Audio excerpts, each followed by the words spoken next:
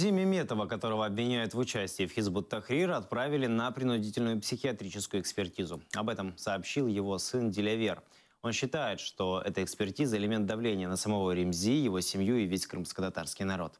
12 мая в Бахчисарае оккупационные силовики провели серию обысков в домах мусульман. В результате, по подозрению в участии в запрещенной в России организации Хизбут Тахрир, задержали и обвинили в терроризме 4 бахчисарайцев – Зевре Псиитова, Ремзи Меметова, Рустема Абельтарова и Энвера Мамутова. Какое отношение к муфтию, какое отношение вообще к исламу, к ИГИЛ и всему остальному. То есть такие вопросы, которые в основе врачи не должны задавать.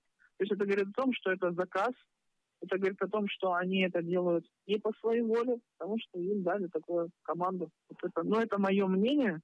Минимальное количество дней – 21 день. Это, во-первых, давление психологическое, моральное на них, на нас, на родственников, на весь народ, да, для того, чтобы показать, что их машина работает.